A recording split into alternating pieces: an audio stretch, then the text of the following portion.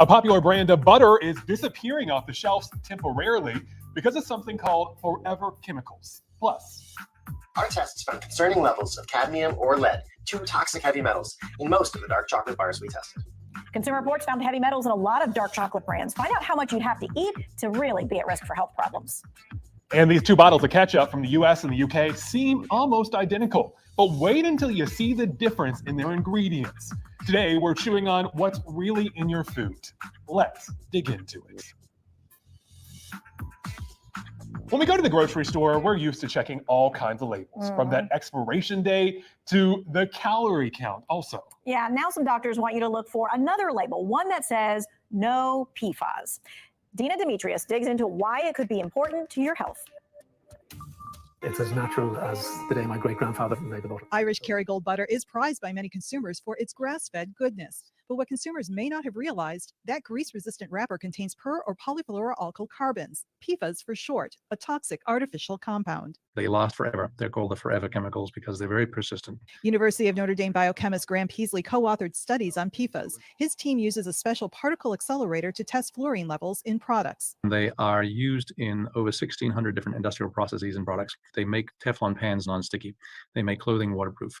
They make packaging waterproof. In late 2022, Kerrygold stopped restocking its foil-wrapped butter to retool its packaging for California and New York ahead of new state PFAS laws. The company provided a statement that reads in part, "We will continue to ensure packaging for our products remains compliant with all relevant state legislation and regulatory requirements." Kerrygold's butter wrapping is not linked to bad health outcomes, but PFAS in general have been linked to certain cancers and other health dangers like high cholesterol and preeclampsia in those who are pregnant. We've since discovered that all these PFAS are immune suppressants. So they suppress your immune system. And that means any opportunistic disease, including some types of cancer, could take over. 11 states now have rules either banning or reducing PFAS levels in items ranging from carpets, clothing, and cosmetics to food wrappers and containers. Many companies have voluntarily removed intentionally added PFAS from their products or packaging. The site PFAS Central by scientists at the Green Policy Institute lists dozens of companies with PFAS-free products, including Clean It Sephora, IKEA, H&M, and Chick-fil-A food packaging. The big companies have pledged to phase out by 2025, and the smaller companies are already doing it. Peasley says they're hard to come by, but consumers should start looking for labels that say no PFAS. Dina Demetrius, CBS News, Los Angeles. While you're looking at stuff on the products, ketchup is a favorite around the world. Look at these two bottles. They seem pretty similar. You got the one from the UK over here and the US one over here. Just some differences in the packaging. But wait until you see what's also different with their ingredient list. Check out the differences here. So for the UK bottle of Heinz ketchup, there are about 6 ingredients, all recognizable, but that's not the same for the classic US one. Take a look at how much longer this thing is. There are 3 added ingredients in the US version. See this right here? High fructose corn syrup, and natural flavoring. Those ingredients have raised some controversy the past few years. For example, the Environmental Working Group says natural flavoring, natural, it's not actually that. It's pretty deceiving. To be clear, they're not saying the ketchup is bad for you, but they say it's an example of not always knowing what you're getting. According to EWG, they say natural flavoring can contain mixtures of more than 100 chemicals. Heinz does not list exactly what natural flavorings are. They just say it's a mix of spices.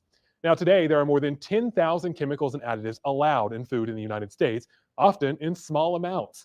But they haven't evaluated all of them at the FDA in decades. Doctors say the majority are safe, but some chemicals allowed here have been banned overseas after being linked to cancer and developmental or behavioral issues. We need to put the F back into the Food and Drug Administration. She's a congresswoman from Chicago who introduced a bill requiring the FDA to review certain chemicals banned overseas.